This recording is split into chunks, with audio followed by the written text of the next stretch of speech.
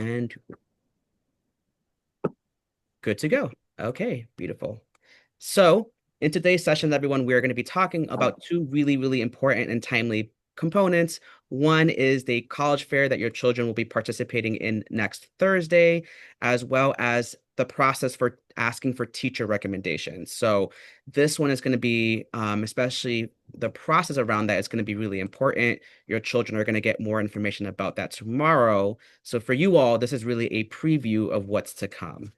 So, next Thursday at 1 from 1 to 3:30 p.m., we are taking all of our students for our yearly annual fair that's hosted by the Independent Schools of Brooklyn and Staten Island. It'll be over at Long Island University's Brooklyn campus. So thankfully for us, just a quick walk away. Students and teachers alike know that they will be dismissed for this experience, and they will be dismissing from the college fair. For our students who are student athletes, they will receive an email from me about departure times because we want to make sure that students have time to both experience the college fair as well as go to their athletic commitments. So we will be giving information about that. This is an experience that is exclusive for the students. So families, we love you. We would love to have you, but there are restrictions on space. And as you can imagine, with the partner institutions that we are working with, we can only have space to accommodate the students and unfortunately not the families. So we hope that your children are having not only really fruitful and thoughtful conversations while they're at the fair, but that they're sharing the learning with you all as well at home.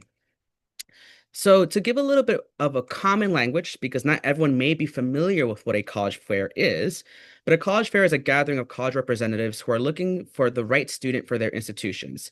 The representatives at the fair are there to spread word about their college, and they want to talk to students. So they're there really eager and engaged to want to speak with your children. The fairs may happen at a variety of different institutions, but it's going to be kind of booth style where students can go and roam around the hall and talk to schools that are of interest to them. And students can really talk to the admissions officers about anything relating to their institution, to the admissions process, to kind of the opportunities and the unique elements of each of these institutions.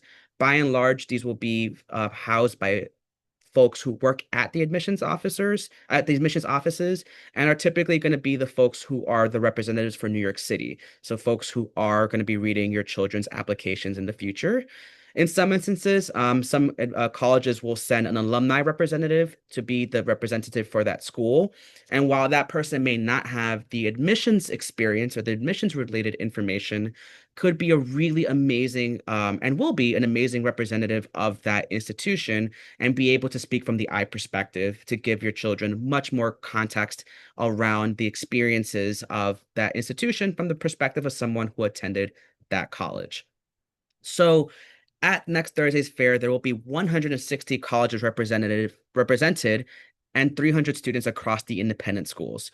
All students at this juncture do have a current updated list of the colleges that will be at the fair, and I will send that list as well with the recording of this session. So know that that information will land in your inbox either later today or later tomorrow. Um, Once again, an opportunity for students to connect with admissions officers and to use the language of the students. It will be a vibe check. It's not going to be an in-depth 45-minute conversation where students are going to be able to speak to a representative one-on-one. They're going to be this short, kind of pithy, and really brief interactions where students are going to be able to get some high-level information and connect with an admissions officer in a kind of thoughtful and meaningful way.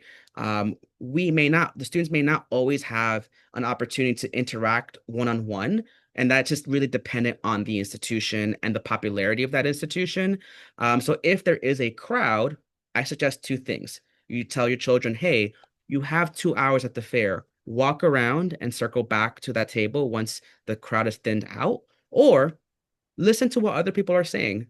It may not pertain specifically to what you're looking for, but it would be interesting to see what an admissions officer would say consistently or differently when students are bringing in different questions and perspectives to that conversation. So there's a lot of really useful conversations and learning that can happen so long as your child is open and receptive to this experience. in one of the many ways that we are preparing and have prepared students for this experience is working with them to work on an elevator pitch. So if you work in the corporate world, if you've done this for yourself, you understand how important this is as a skill. And no matter where you are, whether it's a formal or informal setting, practicing the opportunity to present yourself in 30 seconds or less is a useful life skill and one that we have been working with your children through our junior seminar classes on. So this is actually the opening exercise to the last class that we did with students. So we asked them to prepare an elevator pitch. We asked them to practice it with a peer, and then we talked a little bit about what makes a really successful, a really thoughtful elevator pitch in the context of these introductions in the college fair. And what we spend a lot of time doing and explaining to students is that we encourage them to move beyond statements that are broad and subjective. So statements like, I'm looking for a college with a good campus culture and strong academics, right? It doesn't tell you much. That's not a question that is going to invite really substantive information or information that pertains to your child's interests or values. You have to recognize that the admissions officers are there to sell your child on that school. So an admissions officer is always going to present, or usually presents the very best of their institutions and their opportunities. And that kind of questioning may not actually get the most useful information from that interaction. Instead, we want students to really lean into what their interests are and make that something that they're centering throughout their conversations. So instead of asking a question about, what constitutes a good campus culture, you want to engage with your child about what does that mean for them, right? How are they defining good campus culture? And that's going to be dependent on what their interests are and what they're looking for. Is it about a school that supports their athletic teams? Is it a school that has a strong alumni network? Is it a school where the majority of students live on campus for 4 years? There's a lot of ways in which students may define good or helpful. And what we want to encourage is that they're being specific to what their interests and values are.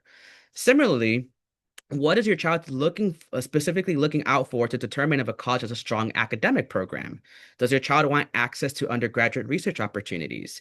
Is your child looking for opportunities to connect with their local community? Does your child want a college in which student to teacher relationships are a cornerstone of the experience, right? Whatever it may be, in those brief introductions, make sure that they are centering that and expressing that really early on so that the conversations they have can be very specific and tailored to what it is that they're looking for.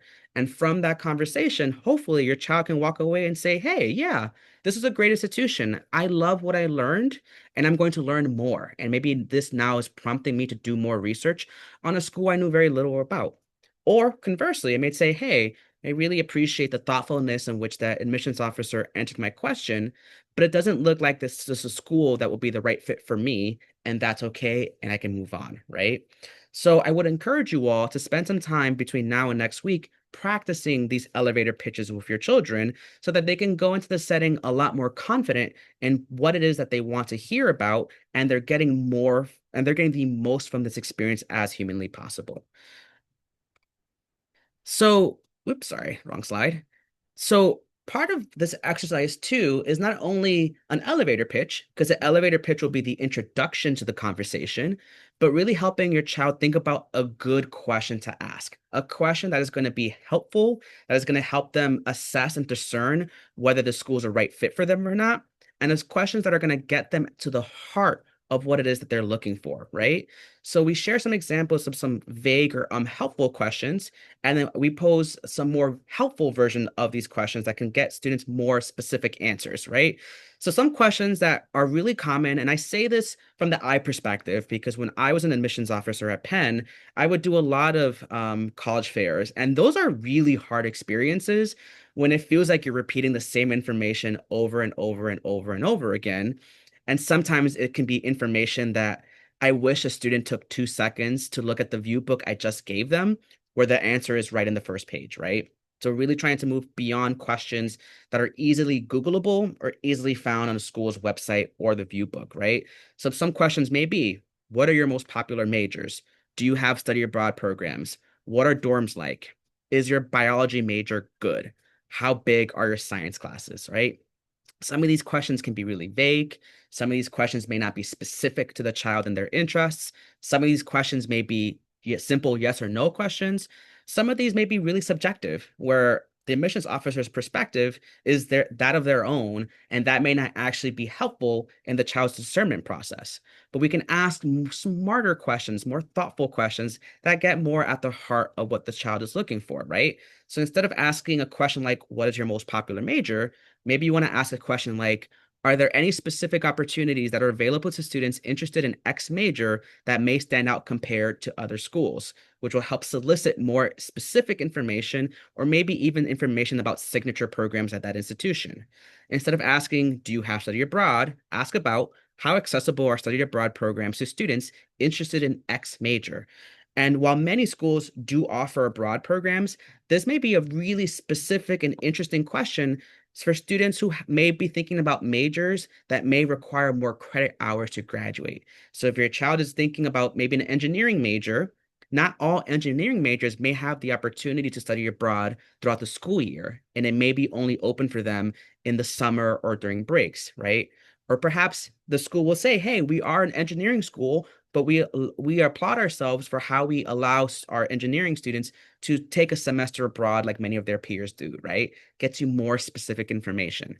Instead of asking, what are the dorms like? Students may ask, can first year students choose their dorms or roommates? Are there living learning communities? And this is what's going to get at the heart of the residential experience that's specific to the school. So it's not, are their dorms pretty? Because I don't know what your style of living is like, and I don't know what your expectations are for a college dorm. But if an admissions officer can talk to you about, unique learning living communities where students can have shared interests and find connections with each others, or there's really thoughtful and intentional ways in which a college is setting up and matching students with roommates, that may be much more useful and much more fruitful of information for your children. Instead of asking a question like, is your biology major good? Perhaps you're asking a question like, what concentrations or tracks are available within the biology department? And I appreciate that question specifically because then your child will actually begin to get a better sense of what the same major may be like at different types of institutions. A biology major at a liberal arts institution is going to give you more of a generalist, broad overview.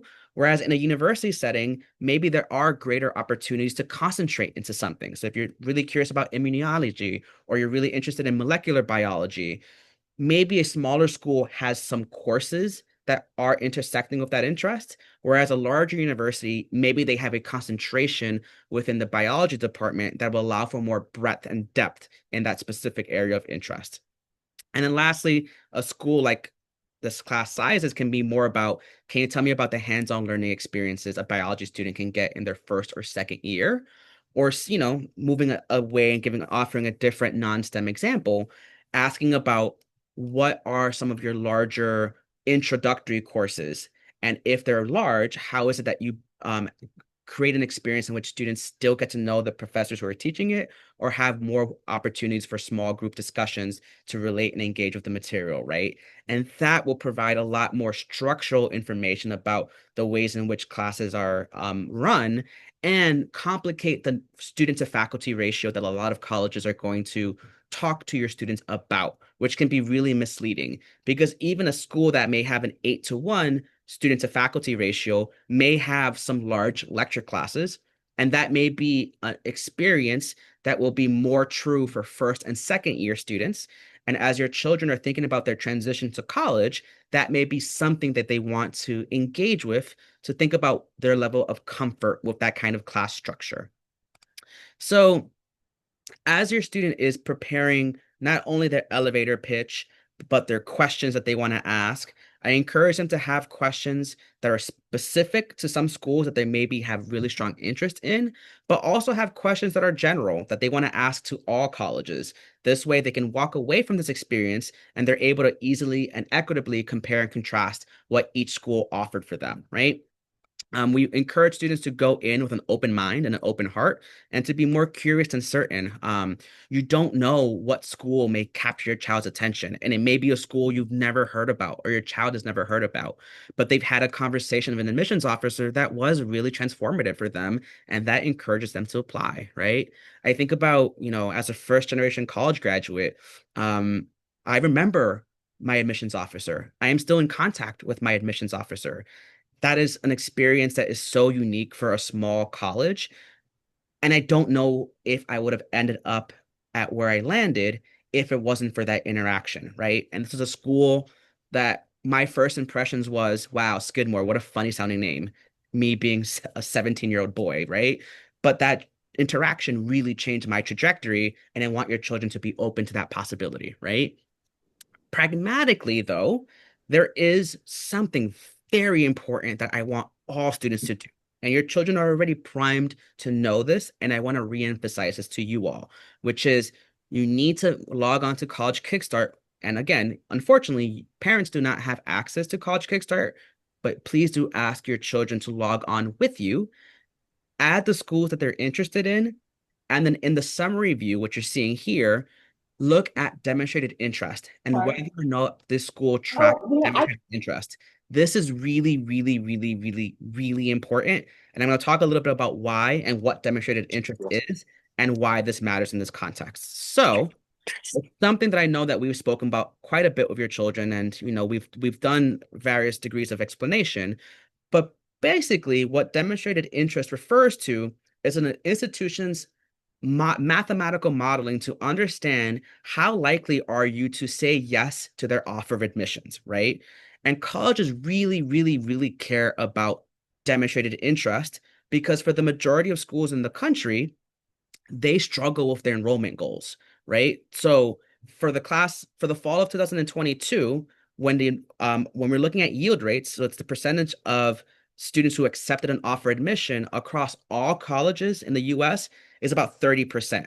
So if I'm a dean of admissions and I have to bring in 100 students to my institution to ensure my financial livelihood, I need to make sure that as many students that I can say yes to, I can have them actually enroll in our institution. And if historically we are at 30% yield rate, then I have to make sure that my admissions planning is revolved around that number. Because with the exception of some of the most selective schools in the country, who you can drop off in the face of you can come to their school, never visited, and it doesn't matter if they like you, they like you. They can do that and admit you in that way because they know that statistically speaking, you are very likely to say yes to their offer of admissions. When I worked at Penn, I interacted with a lot of students for whom the September of their freshman year was the first time they ever stepped foot on campus. And it's the first time they ever interacted with anyone officially at Penn. And that was okay because we were ready to support those children. And that wasn't a part of our admissions calculus. But there are a lot of schools, and the majority of schools do care a lot about that because they want to have some degree of certainty that you actually would say yes to their school, that your school is not just a likely or a throwaway application, right? So there are really tangible ways in which schools will track demonstrated interest, so track the ways in which your children have engaged with the school community.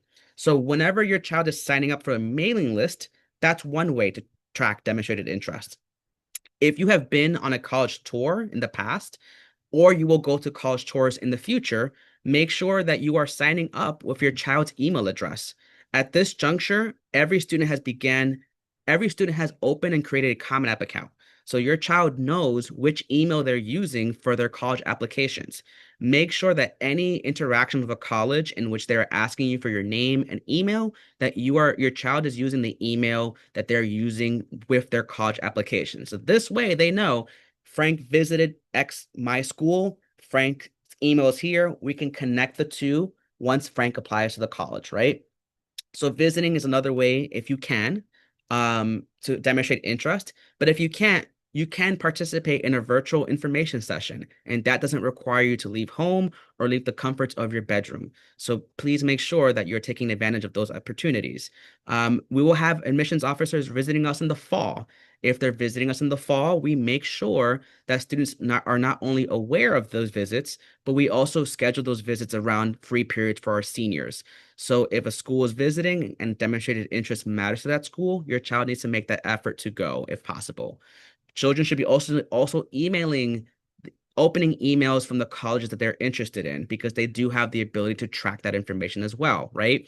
They don't have to be like maniacal about making sure that they're clicking every link and opening every email, but there needs to be a certain degree of engagement where a college can say, hey, we sent you over the course of, a year, 30 messages and you've only opened one. We have some questions of reservations about whether you're really interested in us or not, versus, yeah, you didn't open up every email, but you open up the majority. And that's, again, something that we can just check off the list. Emailing an admissions officer when it makes sense to do so, maybe another great way of demonstrated interest. Interviewing when available is another way, a great way of demonstrating interest. And lastly, and this is the most obvious, if they're at the college fair, make sure you go see them. So really emphasize to your children, look at the schools that they're going to be visiting, highlight the ones you want to see or you're curious to visit, make note of the ones that track demonstrated interest, and ensure yourself that in that between 1 and 3:30, you are going to interact with that school. It's so easy to do and so important.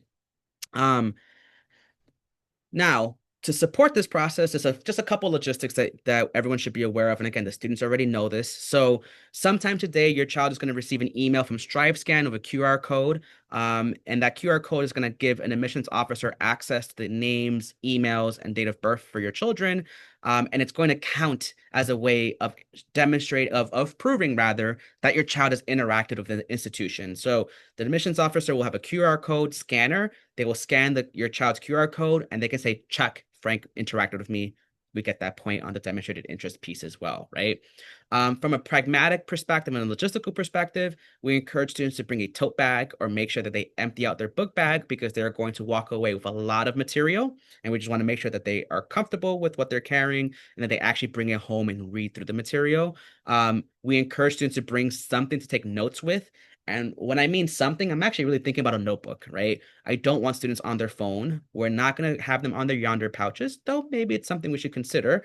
But we want them to, take ownership over this experience. And while I recognize that some students are more comfortable with taking notes on their phone, I don't want the perception to be the student is texting while an admissions officer is talking to them. Better for them to keep notes physically, and they can refer back to that later. Or even, if they need to type on their phone, interact with the admissions officer, walk away, make a note, and then go visit another school. And again, keeping track of the schools that they must see will always be really helpful. Really quickly, some key expectations. We just want to make sure that students are aware about this, even though they know and they do this and live it and breathe it really well. But they are representing not only themselves, but the Brooklyn Friends School community. So we want them to make sure that they're on their best behavior. We know and recognize that they may be seeing friends who are going to be there from other schools, but this is not happy hour. This is not socializing hour. We want them to really take the advantage and full advantage of this experience and get what it is that they need to get out of it. Um, with the exception of the students who are athletes, students must stay for the duration of the fair and they will be departed from LIU. If you want us to bring your child back to the school building, please email me and I will make sure that your child comes back to Lawrence Street with me at the end of the fair. And lastly, what you get in is what you get out. The more students take this as a serious opportunity, the more beneficial this opportunity will be with them. But if all they're doing is hanging out, they're not going to get much of that. Thankfully, there are going to be chaperones and the experience, not only at BFS, but other chaperones. And we do a really good job at encouraging all students to really, be taking full advantage of this experience. It's just something that we hope is a message that's re-emphasized at home. So that's the nuts and bolts about the college fair. Pretty straightforward, very exciting. And I'm hoping that your children come back with a lot of energy, curiosity, certainty, uncertainty. These conversations are going to be fluid and evolving. And if your child before the fair said one thing about their college preferences and come back from the fair and say something completely different, that is okay. Lean into this. This is what it is to be a 17-year-old trying to figure out an important next step of your life. And for some students, it's about the ideas suddenly clicking in really new or interesting ways, or that one micro conversation that has really unlocked something that was within them that they didn't know was lying dormant, right? So it's a part of the process. It's organic, it's okay. And importantly, we are going to be there to support and facilitate these conversations and perspectives as they come along. So I want to transition now to think about teacher recommendations. So just so you all are aware, tomorrow afternoon, I will send a junior college update with all of this information for students and families. So again, you're getting the preview here, but this will come in tomorrow. But I want to take the opportunity to talk to you all about this. We have spoken to the students about it through junior seminar. We still have 2 sessions left, so everyone will get the information. But this is a process that, while it feels pretty straightforward, can be a little convoluted, can be a little muddy. So we want to make sure that we have clarity around expectations and procedures. So the first things first is that students are going to ask for 2 recommendation letters from their teachers, right? From 2 different teachers, rather. And we really strongly encourage students to get letters from teachers of this year, so 11th grade teachers. And while this isn't a requirement from colleges, it is a strong preference. And the reason for that is because a 11th grade teacher is going to have the ability to talk about who your child is as a student right now, right? If it's a ninth grade teacher, if it's a 10th grade teacher, it's not that they didn't have positive experiences in the classroom, or that those teachers don't have positive things to say about your children, but the information is a little outdated. And my hope is that your child, as a human, as a learner, as a student, as an intellect, has evolved and changed from who they were in ninth grade, right? And I think that's true for all students. And I hope that is true for all students. So we really are trying to capture the most current version of their academic ability, their curiosities, their strengths, and their growth areas now. So this is why we are going to be really encouraging ninth and 10th grade teachers in this process. And it should be from teachers, not coaches, not advisors, not deans. It is going to be from subject area teachers. So any of the IB teachers that your children are having at this moment. As we've said pretty consistently throughout our journey together, and this was a conversation we had pretty early on. So this may jog your memory just a little bit, but we encourage students to ask teachers for whom they feel they showed up at their very best most days, if not all days. And this doesn't have to be the teacher who gave them the best grade, right? You can have a grade that you're like, I could do better, but I put in a lot of effort. I go to office hours. I'm really serious about revisions when they're offered. I contribute to the classroom in really meaningful ways. I may not be the very best student in this class, but I try my hardest. And I know my teacher sees that effort, and I am proud of that. That may be a really, really, really, really valuable letter that can speak mountains to the student that your child is. So we don't want the automatic association to be, I must get the letter, a recommendation letter from the teacher who gave me the best grades, because that's not the name of the game, right? And I have seen some really excellent letters from teachers who, yeah, maybe it wasn't an A, and they could have had another teacher who did give them an A, but that teacher is very clear that they knew who that child was as a learner and their academic potential. And that is really what matters most in the context of teacher recommendation letters. We want to encourage students to consider what it is that they may want to major in college. Are there teachers that can speak to your child's academic abilities and interests in that area, right? So it's not a requirement that if, let's say, your child's interested in studying creative writing, it's not required that they should get a recommendation letter from an English teacher. But as you can imagine, an English teacher may have a lot to say about your child's ability to write creatively and the strength of which they're able to do so, right? Because that's aligning with their interests, likely an area in which they're really shining, and the teacher can really speak to that really, really well. But again, it's not a requirement, right?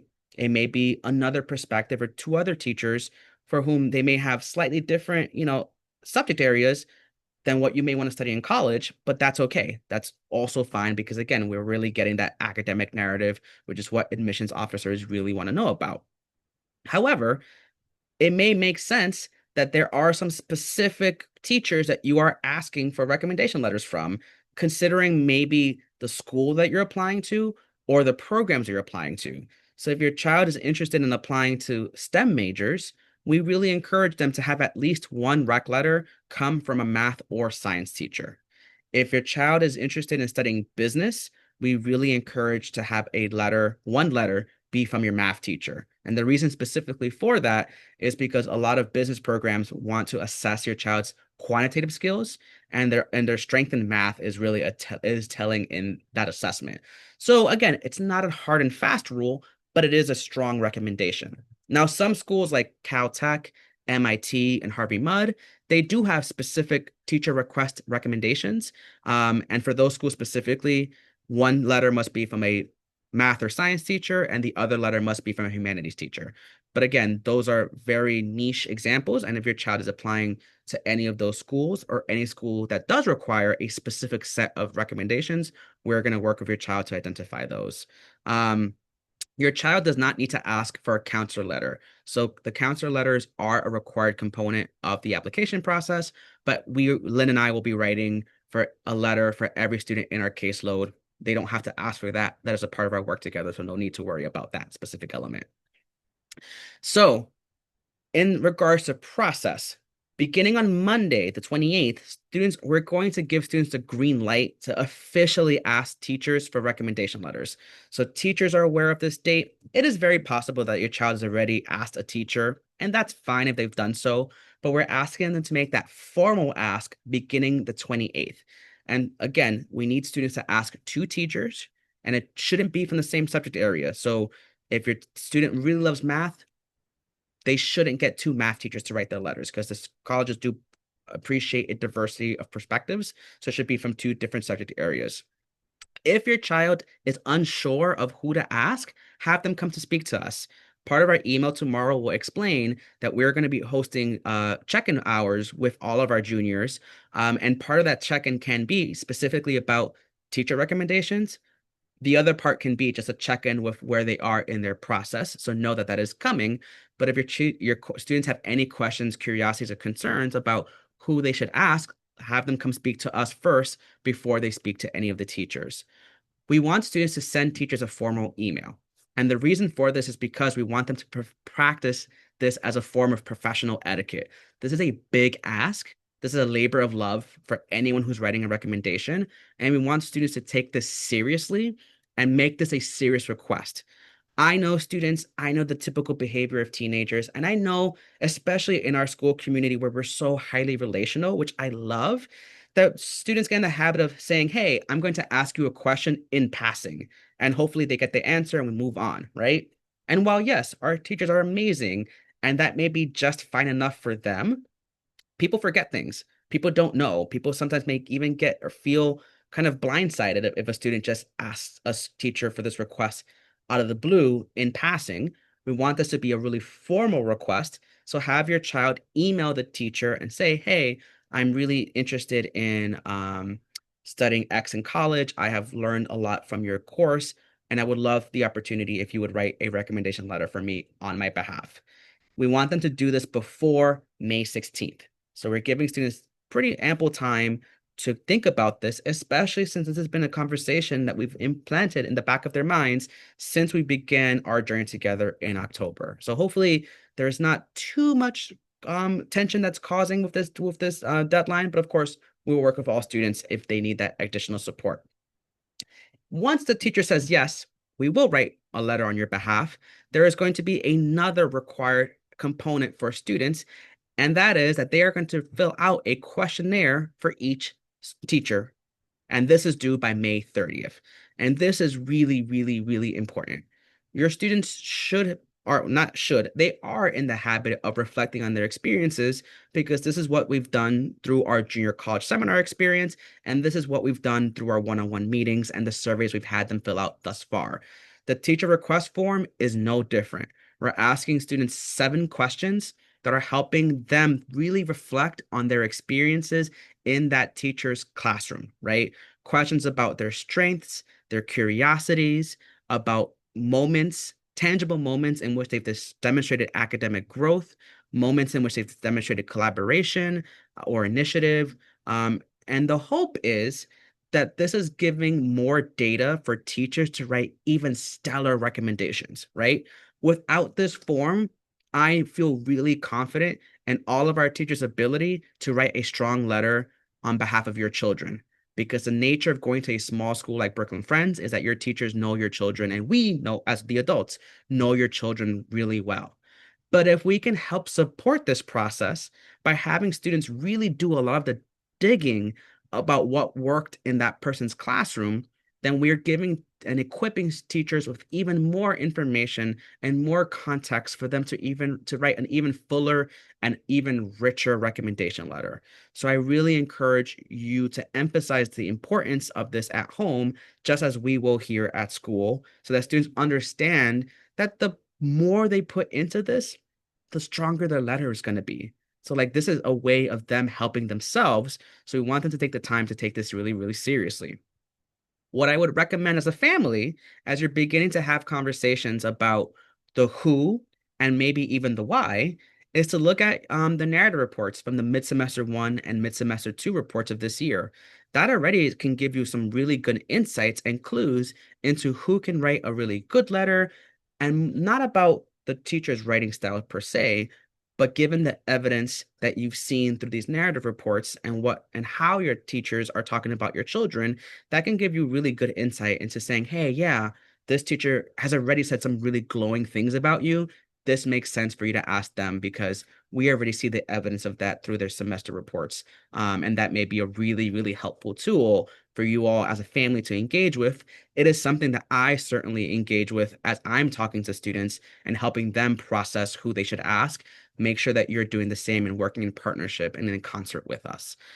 So once again, this is information that will come to families and students tomorrow by mid-afternoon. It will likely be a topic of conversation over the weekend as a family. But if you guys have concerns or questions, please reach out to your college counselor. We are always happy to support you all in this process because we understand how important this is as well. A note that I will make now, as a note that will make in my email tomorrow, is that I know that for some students there are some concerns about, what if a teacher says no? What if a teacher says, actually, I while I appreciate what you've done in my class, I don't know if I'm the right person to write on your behalf. And that's a valid fear.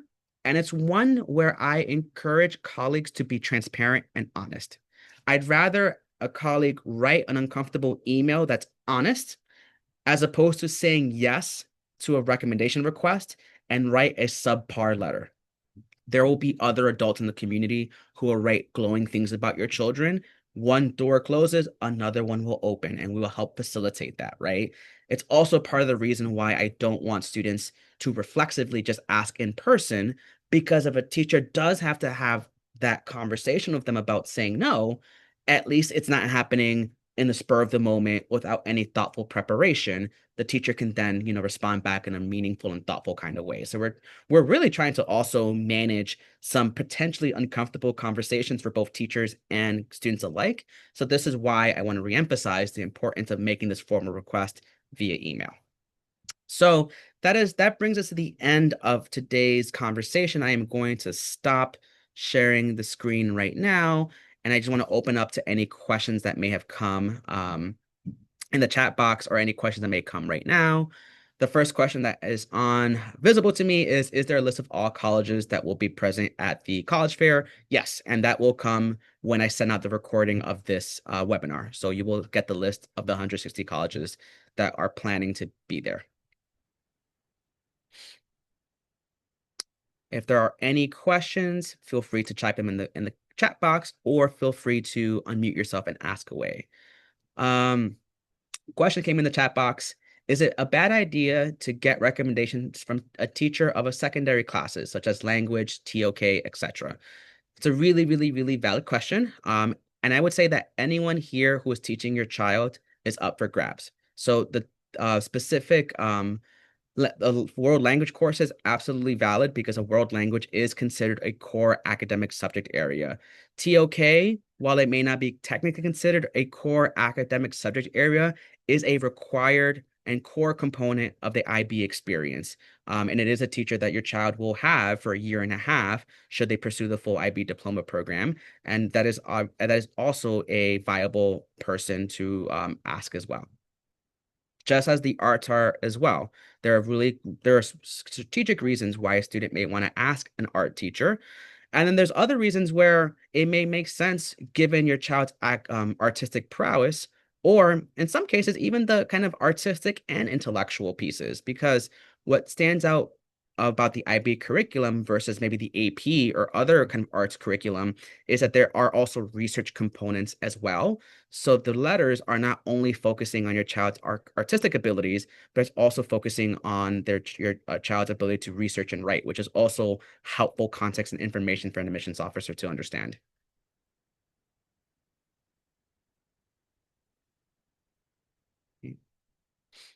I'll give it another minute in case any other question comes in the Q&A box.